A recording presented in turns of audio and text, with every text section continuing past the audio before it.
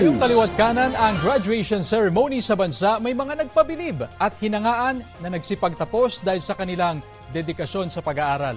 Tunghayan natin ang kwento nila sa mainit na balitang hatid ni CJ Turida ng GMA Regional TV, 1 North Central Luzon.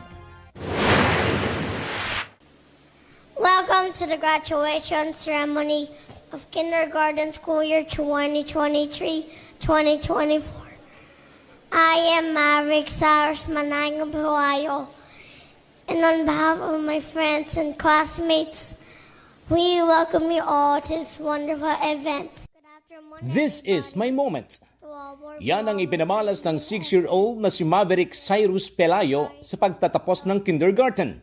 Ang kanyang bibong pag-deliver ng graduation speech, hinangaan ng kanyang mga guro at kaklase. Walang kodigo. Memorize niya ang kanyang talumpati. I really enjoyed going to school, and thank you to all my teachers. Nagpabilib din ang valedictory speech ng 6-year-old na si Ethan Clemens sa Pasay. I always have fun learning new things and do my best in our classes. They say that it's alright if I make mistakes because that is how I will learn.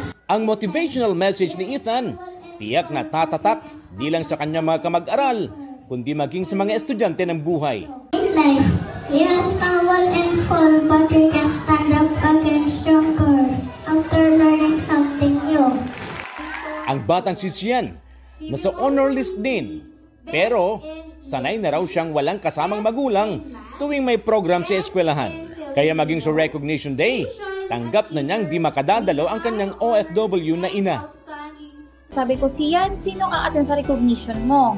Ang reply niya sa akin, Mami, kung sinong available, parang na-feel bad din ako kasi may honor siya eh. Pero ang di alam ni Sian, ang kanya palang pagsisikap sa eskwela, may katumbas na isang magandang sorpresa. Ang kanyang Mami Grace kasi, biglang sumulpot sa tabi niya para magsabit ng medalya. Di tuloy na itago ni Sian ang pagluha sa sobrang saya. As a parent, kailangan ko din mag-effort para umattend sa kanyang recognition. Doble ang saya ng ilang nagsipagtapos sa senior high sa Mandawi, Cebu. Sa mismong graduation nila, may regalo silang 2,000 pesos na cash assistance mula sa LGU. Ipoproseso pa ang nasabing financial assistance at inabisuhan na rin ang mga nagtapos sa senior high school na isumite ang requirements sa kanilang mga paaralan.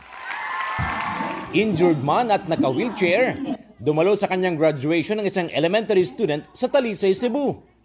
Dahil sa kanyang sitwasyon, ang principal at kanyang guro ang bumaba mula sa entablado para iabot sa kanya ang diploma at ang Athlete of the Year Award.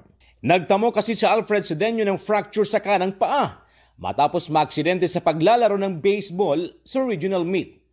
Ayon sa kanyang ina, ni isang practice ng graduation ceremony ay hindi dumalo si Alfred. Ganahan mo. Ano man? Maulaw gud ko. Kay? Sa hotel ba?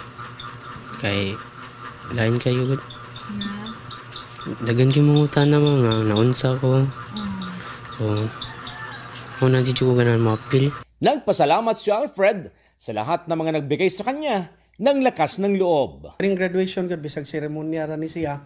This is a symbol man sa ilang hard work nga gihimo for the past 6 years. Unya ila na karon girip. Mula sa GMA Regional TV, 1 North Central Luzon, CJ Turida nagbabalita para sa GMA Integrated News.